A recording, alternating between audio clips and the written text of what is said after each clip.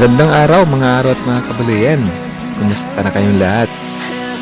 Sana'y nasa mabuti kayong kalagayan at welcome pong muli sa ating channel. Video po na inyong mapapanood ay isang late upload. Nakuha po nung kami ay gumawa ng isang kwarto dito sa aming bahay. At dito susubukan ko yung trabaho ng pagmason. Yung mga nakikita ko bilang helper at yung mga napapanood ko sa YouTube ay siya kung i-apply naman dito. At dahil sa sariling paggawa ay isa na itong magandang pagkakataon para pag-aralan ang trabaho na ito at makatipid sa pasweldo dahil kami-kami na rin ang gagawa. Bilang isang skilled electrician at welder ay gusto kong matuto ng trabahong ito bilang dagdag kasanayan sa trabaho. Sa inyo pong lahat, ipinapauna ko na yung aking pasasalamat sa mga lehitimong gumagawa ng trabahong pagmamason. Sana ilagay nyo sa comment section yung mga makikita nyo kakamali namin sa paggawa ng kwarto na to para aking malaman yung tama at hindi ko na mauulit yung pagkakamali sa susunod kong paggawa. Kaya tara na mga araw, samahan nyo kaming gumawa sa kwarto na to. Ito na ang ika-4 na araw ng paggawa. Sa unang araw ay ang pag-layout at paghuhukay at pinagpatuloy natin ang paghuhukay sa ikalawang araw at sa ikatlong araw ay pagbabaluktot at pagtatali ng mga bakal at ngayong ika-4 na araw ay ang paglalaayos ng bakal na pangposte at paglalagay ng puting dito. Nung panahon na ginagawa namin ito ay panahon ng tag-ulan kaya patigil-tigil ang aming trabaho, kaya mula rito ang bawat pagbabago o progreso na inyong makikita ay may pagitan na ilang araw at kung minsan pa ay inaabot ng isang linggo.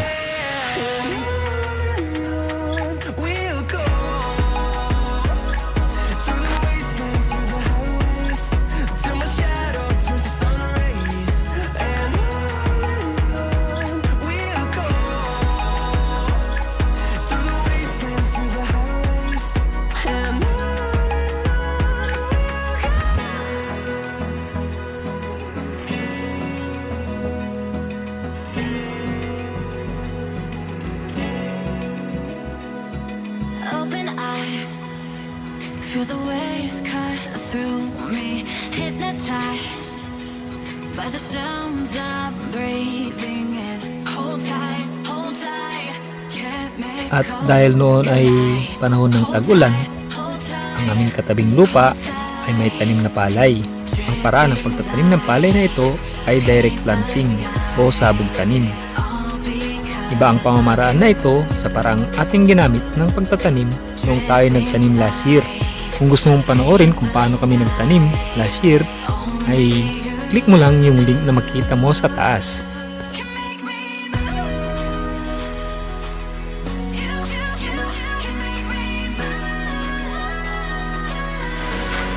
Good morning mga kabaluyan. Isang mapagpala at maulang umaga na po sa inyo lahat. So ito na yung progress natin after 7 days ng ating practice pagmamason. Yan, 7 days. Kahapon nagbuhos kami, kasama ko yung aking pamilya. 3 weeks later.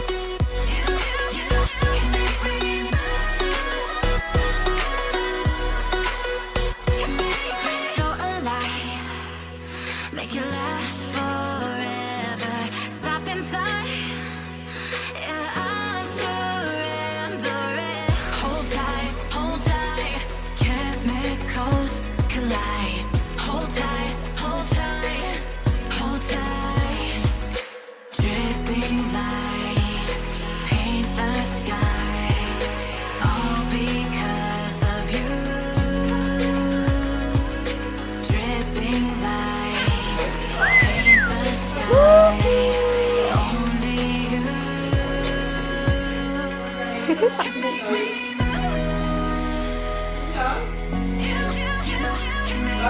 12 to 6 weeks later.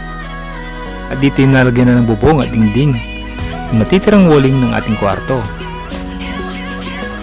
Bago pinturahan ay kailangan muna daw lihain. Dito ay ginamitan ko ng sander ang pagliha sa walling para mas maging mabilis ang proseso nito.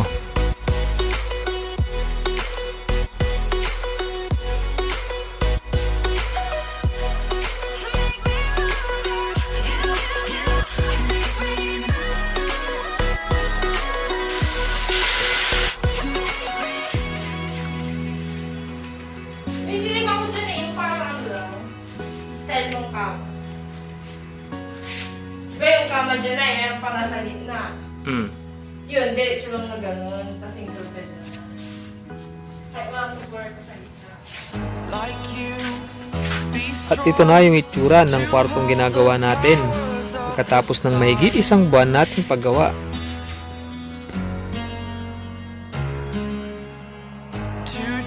Pinunasan muna bago pinturahan para maalis yung mga alikabok na naiwan. At pagkatapos ay yan, pagpipintura na nga. Kayang-kaya na ng ating dalagita yan, kaya siya na lang ang magpipintura.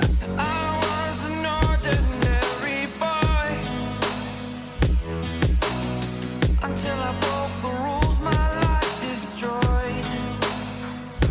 A life destroyed. Until I walk awake, scream my mind, I shout, the ground shakes. How much can I take? My mind will break. Will it break? Can I take? Can I be your superhero?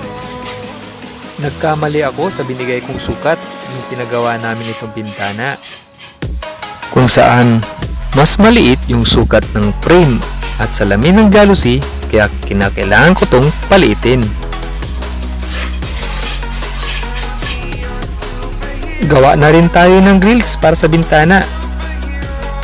Hindi man ito kagandahan ay siguradong mapoproteksyonan din ito yung ating jalousie.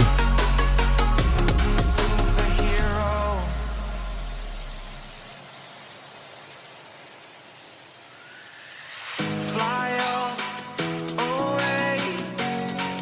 It's the first time of today. At kama para sa higaan.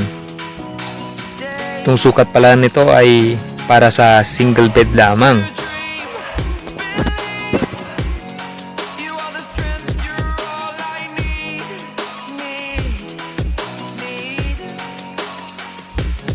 Oh, gonna give it a shot. Only one of me to shield you all from the enemy.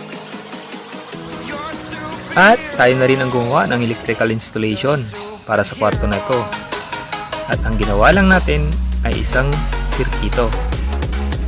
Ito ay may 2 outlet at isang switch para sa ilaw.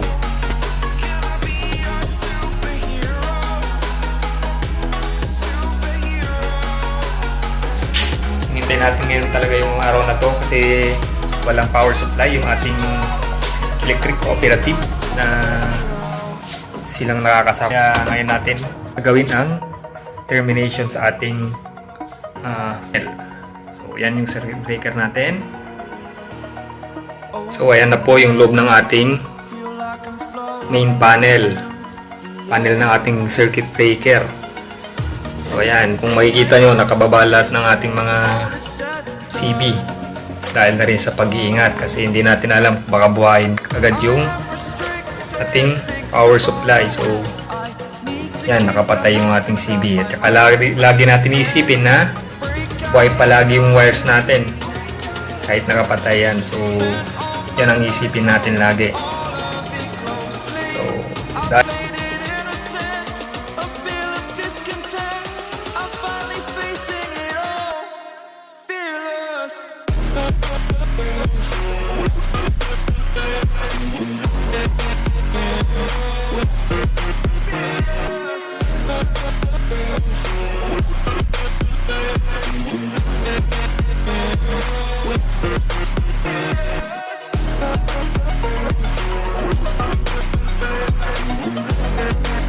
ito na po ngayon ang tsura ng ginawa nating kwarto.